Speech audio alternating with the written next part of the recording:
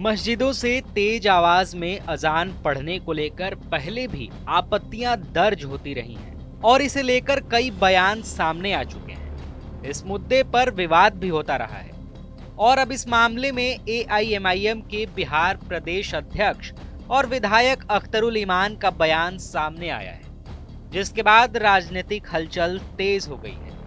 अख्तरुल ईमान ने कहा कि मौजूदा सामाजिक और धार्मिक परिस्थितियों में मस्जिदों से बहुत तेज आवाज में अजान देना उचित नहीं है। उन्होंने कहा कि अजान का मूल उद्देश्य नमाज के समय की सूचना देना और लोगों को मस्जिद तक बुलाना है।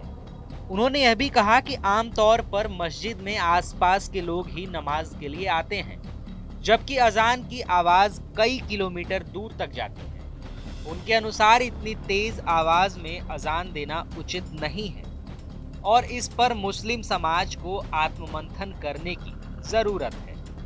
अख्तरुल ईमान ने यह भी कहा कि अजान का मतलब लोगों को नमाज के लिए आमंत्रित करना है, न कि किसी को परेशान करना। उन्होंने कहा कि धर्म शालीनता, सम्मान और संतुलन सिखाता है और शोर शराबा इसकी अनुमति नहीं देता।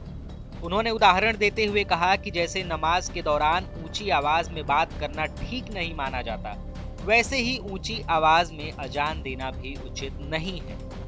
अख्तरुल ईमान ने केवल अजान ही नहीं बल्कि मुस्लिम समाज की कुछ परंपराओं पर भी सवाल उठाए।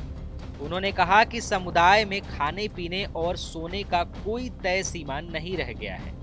उन्होंने आधी रात को बारात के खाने और देर रात तक होने वाली मजहबी सभ्यताओं को स्वास्थ्य और अनुशासन के लिहाज से गलत बताया।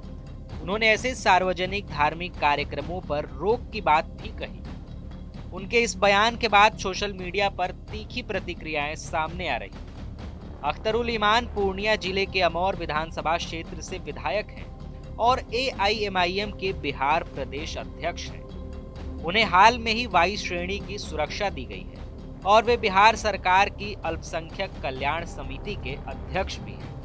उनके बयान के बाद राजस्थान विधानसभा में भी यह मुद्दा उठाया गया। इससे पहले तेज आवाज में अजान को लेकर गायक सोनू निगम अपनी राय रख चुके हैं, जिनकी काफी आलोचना भी हुई थी। टीवी 9 के लिए मोहित पंडित की रिपोर्ट।